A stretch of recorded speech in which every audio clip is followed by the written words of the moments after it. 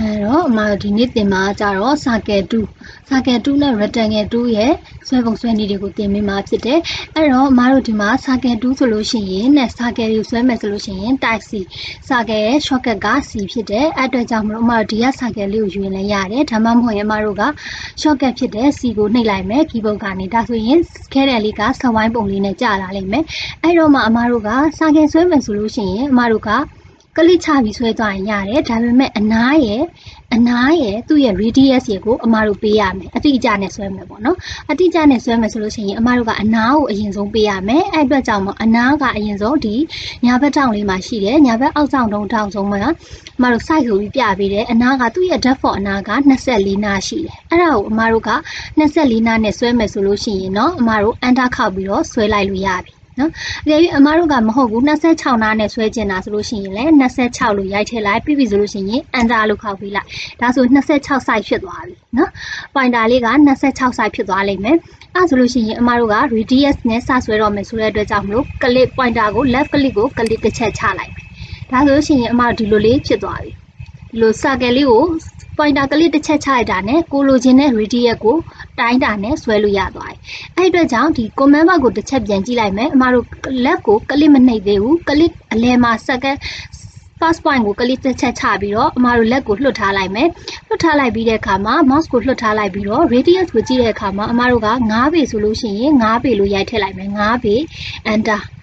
ဒါဆိုလို့ရှိရင်တော့အမတို့ set wine လေးကအနာ26နားနဲ့အမတို့စာကယ်က9ပေနဲ့ဖြစ်သွားပြီ segment ဆိုတာကအမတို့က size ဆိုတာကကြာဘာကိုပြောရလဲဆိုလို့ရှိရင်အမတို့ဒီမှာဒီအနားလေးတွေကတဲ့ဒီအနားလေးတွေကဒီ center ကနေပြီးတော့မှဒီနားမှာ end point လေးတွေဖြပေးလိုက်မယ်ဒီလိုမျိုး segment တစ်ခုကို end point အစိမ်းလေးတွေတစ်ခုစီပြပေးလိုက်မယ်ဒါဆိုလို့ရှိရင်အမတို့ဒီလိုမျိုး segment ကစုစုပေါင်းဒီလို segment လေးတွေကစုစုပေါင်း28နားရှိရလို့ပြောချင်တာเนาะအဲ့ဒါကို segment လို့ခေါ်တယ်เนาะအဲ့တော့အမတို့ကစာကယ်ကိုဆွဲမယ်ဆိုလို့ရှိရင်ဘယ်လိုစဆွဲမလဲဆိုတော့ C ပြီးပြီဆိုလို့ရှိရင်အနားကိုအရင်သတ်မှတ်မယ်အနား default ဖြစ်တဲ့24နားပြန်ထားလိုက်မယ်24 enter ပြီးပြီဆိုလို့ရှိရင်အမတို့က6တို့9တို့လည်းပေးလို့လည်းရတယ်เนาะကိုကြိုက်သလိုမျိုးပေးလို့ရတယ်ဒါပေမဲ့6တို့9တို့ဆိုတိတ်မဝိုင်းတော့ဘူးပေါ့เนาะအဲ့တော့အမတို့က6တို့9တို့ပေးကြည့်ရအောင်9 9လောက်ပေးကြည့်မယ်เนาะ size ကို6လောက်ပေးကြည့်လိုက်မယ်ပြီးတော့ enter ဒါဆိုလို့ရှိရင်အမတို့က set wine က polygon လိုပုံစံမျိုးလေးဖြစ်သွားလိမ့်မယ်နော်ပြီးတော့မှ radius ကိုကြတော့အမတို့ဘယ်လောက်ပေးမလဲ radius ကိုကြတော့10ပေပေးကြည့်အောင်နော်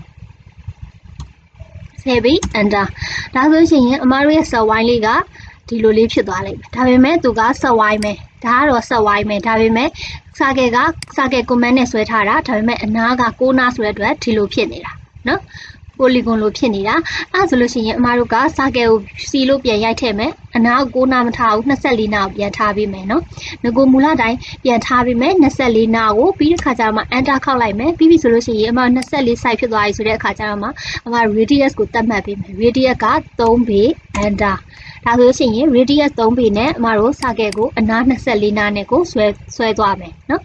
အဲ့လိုဆွဲပြီးပြီဆိုလို့ရှိရင်နောက်တစ်ခုကကြတော့အမတို့ဒီမှာသူကတော့100နဲ့ဆွဲပြထားတယ် radius 100နဲ့ဆွဲပြထားတယ်နော်အမတို့ကကြတော့ပေနဲ့ဆွဲလိုက်တယ်နော်ရတယ်ဘယ်လိုဆွဲရတယ်နောက်တစ်ခုကအမတို့တိုက်စီကို draw စာကယ်ကိုအမတို့ဆွဲမယ်နောက်တစ်ခုကကြအနားကို6နားနဲ့ဆွဲကြည့်ရအောင်နဲ့6နားနဲ့ဆွဲကြည့်အောင်ဆိုတဲ့အတွက်ကြောင့်မလို့အမတို့6နားနဲ့ဆွဲကြည့်အောင်အဲ့ဆိုလို့ရှိရင် C ပြီးပြီဆိုလို့ရှိရင်အမတို့ကစာကယ်ကိုအနားကို6လို့ပေးလိုက်မယ်6 enter ပြီးပြီဆိုလို့ရှိရင်အမ polygon ဖြစ်သွားပြီအဲ့တော့မှအမတို့မှာပြာရောင်နှမ်းပေါ်လာပြီဆိုလို့ရှိရင်အမတို့အပြာရောင်နှမ်းဆိုလို့ရှိရင်အမတို့က plain ပုံစံဖြစ်လိမ့်မယ်နော်အပြာရောင်တိုင်းဆိုလို့ရှိရင်အမတို့ plain ပုံစံဖြစ်လိမ့်မယ်အကယ်၍အမတို့ကအပြာရောင်တိုင်းပုံမပေါ်ခြင်းဘူးအမတို့ကဒီအစိမ်းရောင်တိုင်းပေါ်ခြင်းတာဆိုလို့ရှိရင်အမတို့အပြာရောင်တိုင်းပေါ်နေတဲ့အချိန်မှာအမတို့က down arrow key လေးကိုနှိပ်သွားပြီးလိုက်နော် down arrow key keyboard ကဘေးကလေး arrow key တွေကိုနှိပ်သွားပေးလိုက်ဒါဆိုလို့ရှိရင်အမတို့အစိမ်းရောင်တိုင်းပေါ်ခြင်းနဲ့ဆိုလို့ရှိရင်ကိုယ့်ရဲ့ဆက်နဲ့မူတည်ပြီးတော့အမတို့ကဒီဘက် left arrow ကိုနှိပ်လိုက်မယ်ဆိုလို့ရှိရင်အမတို့ left arrow နှိပ်လိုက်မယ်ဆိုလို့ရှိရင်အစိမ်းရောင်တိုင်းဖြစ်သွားပြီအဲ့တော့မှအစိမ်းရောင်တိုင်းဖြစ်တော့မှအမတို့ဒီလိုကလေးချပြီးတော့ဆွဲပေးလိုက်တယ်နော်ဒါဆိုလို့ရှိရင် तू ကစာကယ်ကအထောင်လေးဖြစ်သွားတာပေါ့နော်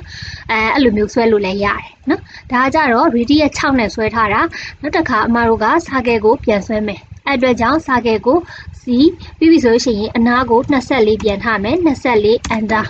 ပြီးပြီဆိုလို့ရှိရင်အမတို့ဒီမှာဒီလိုအပြာရောင်နှမ်းဖြစ်နေတယ်အပြာရောင်လိုင်းကိုအမတို့ကအနီရောင်နဲ့ဒီတစ်ခါဆွဲကျင်တာအဲ့တော့မြားလေးကို2ချက်နှိပ်လိုက်တယ် arrow key လေးကိုနော် keyboard က arrow key ကိုနှိပ်လိုက်တော့အနီရောင်တိုင်းဖြစ်သွားပြီအနီရောင်တိုင်းဖြစ်သွားတော့မှအမတို့အနီရောင်တိုင်းကိုကလစ်ဆွဲလိုက်မယ်ပြီးတော့မှအမတို့ radius ကိုဘယ်နှပေးမလဲ20ပေးလိုက်မယ်နော်20ပေး under ဒါဆိုလို့ရှိရင်အမတို့ဒီလိုမျိုးဆက်ဝိုင်းလေးဖြစ်သွားမယ်နော်တခါတလေကြာရင်သူ့ရဲ့ view မြင်ကွင်းပေါ်မူတည်ပြီးတော့ဒီဆက်ဝိုင်းကအပြည့်မပေါ်ဘူးပျောက်နေတတ်တယ်ဒါဆိုလို့ရှိရင်အမတို့ rotate ကလေးနဲ့လှည့်ပေးလိုက်ဒီကောင်လေးနဲ့လှည့်ပေးလိုက်နော်ဒီကောင်လေးကို rotate orbit လို့ခေါ်တယ် orbit နဲ့လှည့်ပေးလိုက် orbit နဲ့လှည့်ပေးလိုက်ရင်ပုံကအကုန်အပြည့်ပေါ်သွားလိမ့်မယ်နော်ပုံကရှိတယ်ပျောက်သွားတာမဟုတ်ဘူးအမတို့ orbit နဲ့လှည့်ပေးလိုက်ရင်ပေါ်လာလိမ့်မယ်နော်ဒါဆိုလို့ရှိရင်အမတို့စာကဲကိုလည်းအနာကိုလည်းပေးတတ်မယ်ပြီးတော့မြင်ကွင်းအမျိုးမျိုးနဲ့လည်းဆွဲတတ်မယ်နော်အဲ့တော့စာကဲမမဟုတ်မတို့ဟာ rectangle တွေပါလို့လည်းအဲ့လိုဆွဲလို့ရတယ်နော် rectangle ကိုလည်းမတို့အကုန်လုံးအဲ့လိုမျိုးပေါ့နော် command တွေကိုအမတို့ arrow key တွေနဲ့လုပ်ပြီးတော့မြင်ကွင်းကိုပြောင်းပြီးတော့ဆွဲလို့ရတယ်နော်နောက်တစ်ခုကကြတော့တဲ့အမတို့ဒီမှာ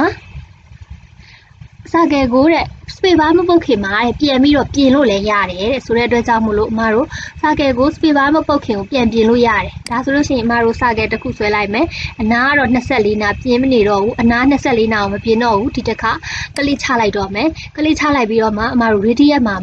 ပြင်မယ် radius မှာ9ပေပေးလိုက်မယ်အမတို့9ပေ under ပြီးဆိုလို့ရှိရင် space bar မပုတ်သေးဘူးအမတို့အဲ့ဒီ9ပေကိုထပ်ပြင်ခြင်း2ပေနဲ့ပြင်ခြင်း2ပေ under ဒါဆိုသေးသွားမယ်နော်radius စုစုပေါင်း2ပေဖြစ်သွားမယ်အမတို့ကမဟုတ်ဘူးအဲ့ဒါကို9ပေပြင်ချင်တာ9ပေ under ဒါဆို9ပေဖြစ်သွားမယ်ဒါက space bar မထွက်မချင်းကိုအမတို့ radius ကိုအမျိုးမျိုးပြင်လို့ရတယ်နော် space bar ထွက်လိုက်ပြီဆိုလို့ရှိရင်နော် radius ဆိုတာလေးပျောက်သွားပြီးတော့ပြင်လို့ရမှာမဟုတ်တော့ဘူးနော်ဒါဆိုလို့ရှိရင်လည်းအမတို့စာကဲကိုဆွဲတက်သွားလိမ့်မယ်နော်စာကဲပြရသွားပြီဆိုလို့ရှိရင်လည်းအမတို့နောက်တစ်ခုက rectangle 2နော် rectangle 2ကကြတော့ဘယ်လိုလဲဆိုလို့ရှိရင်အမတို့ဒီမှာသူ့ရဲ့ shortcut က R rectangle ကိုဆွဲကြည့်အောင်နော် rectangle ကိုဆွဲမယ်ဆိုလို့ရှိရင်အမတို့ကဒီကောင်လေးကို control A နဲ့ select မှတ်လိုက်မယ်ပြီးတော့ delete နဲ့ဖြတ်လိုက်မယ် keyboard က delete နဲ့ဖြတ်လိုက်မယ်နော်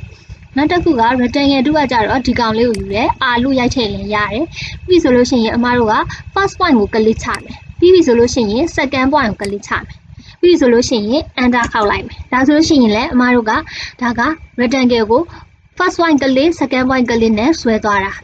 တိုင်းတာကတော့ကိုလိုချင်သလိုဆွဲသွားတာနော်ဒါဆိုလို့ရှိရင် rectangle ကအမတို့အတိုင်းတာက first point ကလေးနဲ့ second point ကလေးနဲ့ပြီးတော့ space bar ထွက်ပြီးတော့ space bar နှိပ်ပြီးတော့ cancel လုပ်လိုက်တာဒါဆိုလို့ရှိရင်အမတို့ rectangle ကိုအတိုင်းတာမပါပဲဆွဲသွားတာနောက်တစ်ခုကအတိုင်းတာနဲ့ဆွဲမယ်3ပေ4ပေနဲ့ဆွဲကြည့်အောင်3ပေ4ပေနဲ့ဆွဲမယ်ဆိုလို့ရှိရင်လည်းအဲ့တိုင်းပဲ rectangle အောက်ယူလိုက်တယ် first point ကိုကလစ်ချမယ်ပြီးတော့ second point ကိုကလစ်မချခင်အမတို့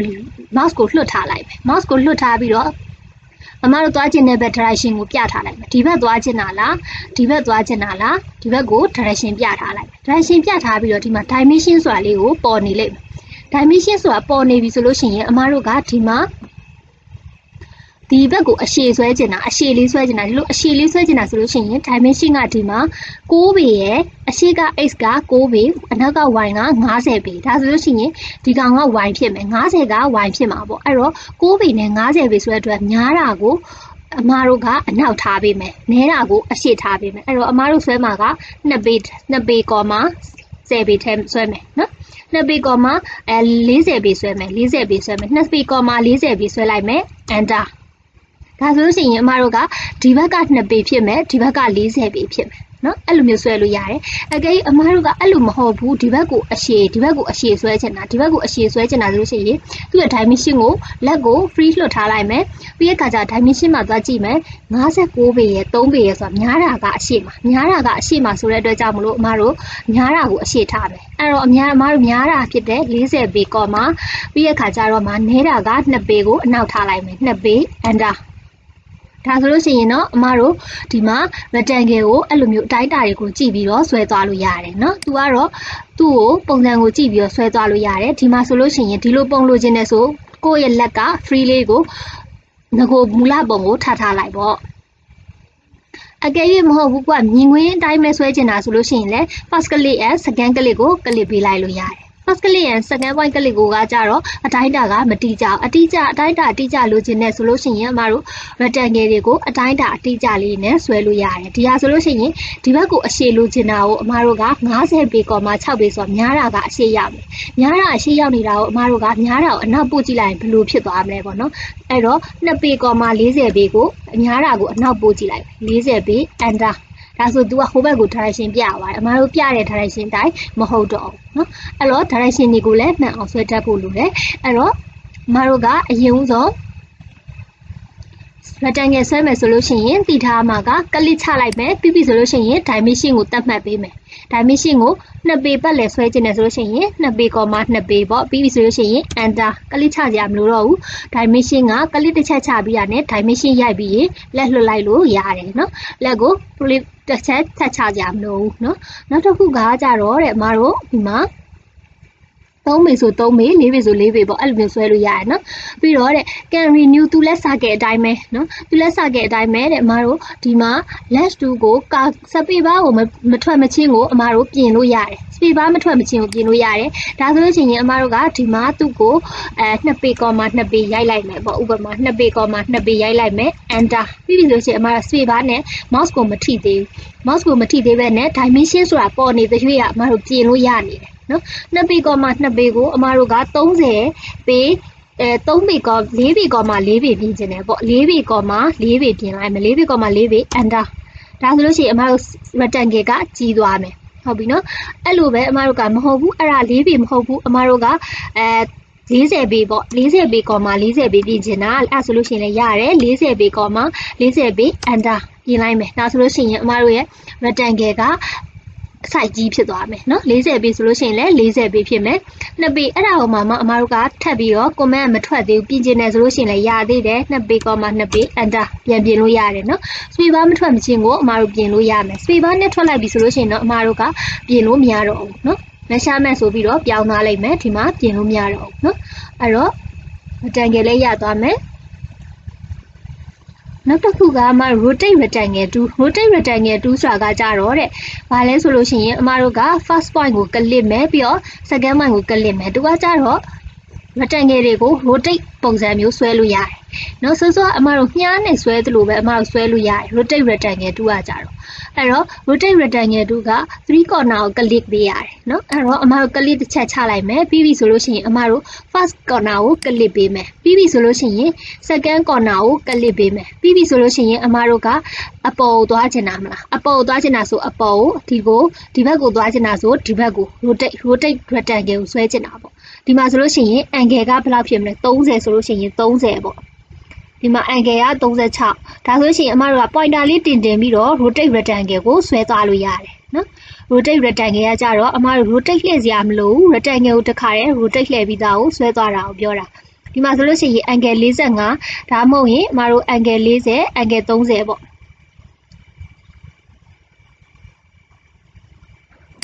ဒါဆိုလို့ရှိရင်အမတို့ rotate rectangle ကိုဆွဲသွားတာကိုပြောတာနော်ဒါက rotate rectangle ကိုဆွဲသွားတာသူ့ကိုယူလိုက်မယ်အမတို့သူ့ရဲ့ shortcut ကကြတော့ rotate rectangle ကသူ့ကိုဒီကနေပဲယူရမယ်နော်ဒီကနေပဲယူမယ်ပြီးပြီဆိုလို့ရှိရင်အမတို့ first corner ကလစ်မယ်ပြီးပြီဆိုလို့ရှိရင် plane ဖြစ်တဲ့ green exit ကိုပဲကလစ်မယ်နော်ပြီးပြီဆိုလို့ရှိရင်အမတို့ကအပေါ်ကိုဒီဘက်ကိုယူမလားဒီဘက်ကိုယူမလားကိုယ့်ရဲ့ rotate angle ကိုကြည့်ပေးမယ် angle ကိုကြည့်ပေးပြီးတော့မှအမတို့ဘယ်လောက်ဆောင်းချင်တာလဲအဲ့ဒါကိုကြည့်ပေးပြီးတော့မှအမတို့ angle ကိုယူပြီးတော့မှကလစ်လေးနဲ့ဆောင်းပေးလိုက်မယ်နော်ဒါဆိုရှင်တော့ဒါက rotate rectangle နော်